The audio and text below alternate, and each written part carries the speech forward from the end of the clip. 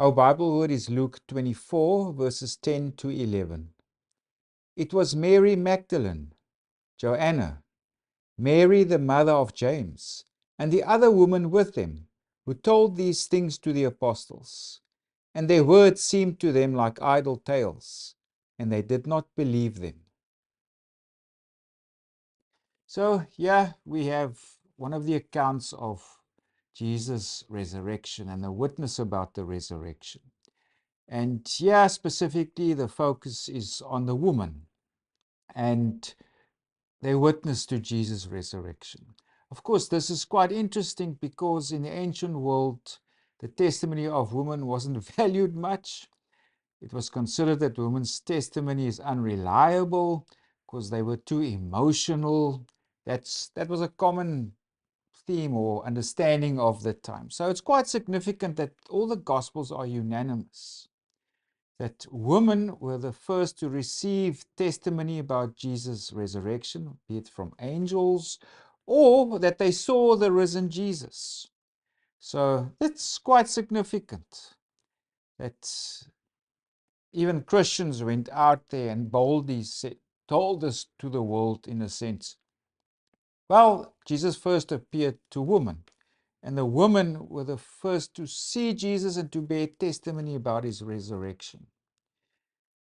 Also, if we now come back to Luke, Luke also has special emphasis on the role of women in his gospel.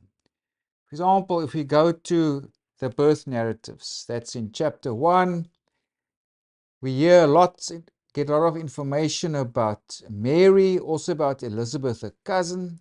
That's Elizabeth, the mother of John the Baptist.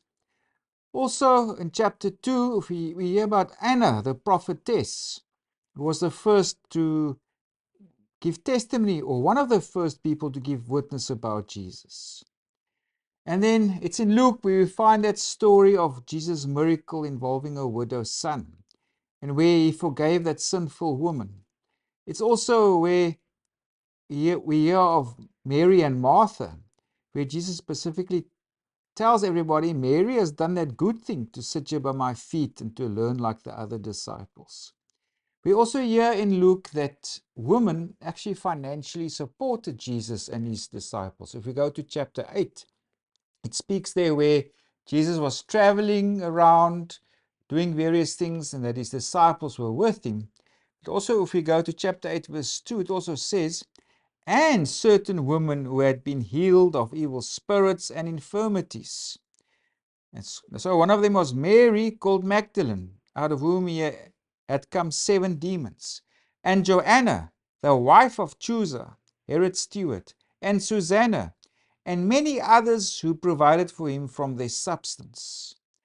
So we see that women played an important role in the ministry of Jesus. They followed him, they financially supported him, they were also his disciples. And also relevant to us around the time of the resurrection, even before, at the time of crucifixion, women remained loyal to Jesus because they stood at his cross. They also went and observed where Joseph of Arimathea laid Jesus in the tomb. And also, if we go to the end of chapter 23, we read there, and the woman who had come with him from Galilee followed after. Remember what I read there from chapter 8, those women who supported him? So those who had followed him from Galilee, and they observed the tomb and how his body was laid. Then they returned and prepared spices and fragrant oils, and they rested on the Sabbath according to the commandment.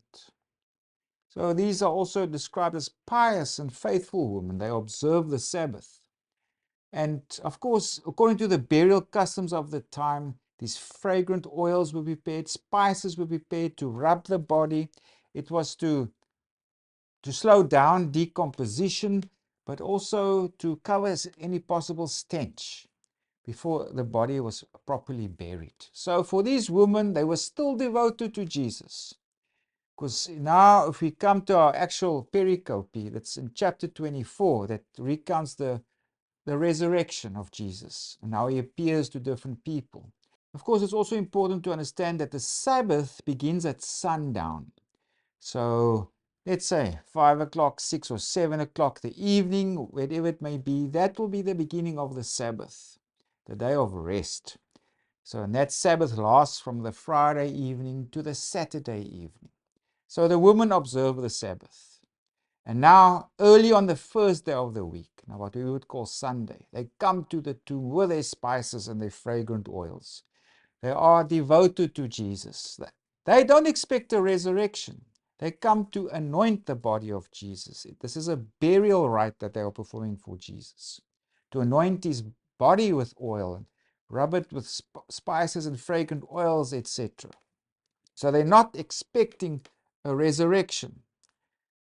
But the account goes on to say that Luke describes it as two men in bright clothing that appear to this woman and says, "What are you doing here?" etc. "Why do you seek the living among the dead? He is not here, but is risen.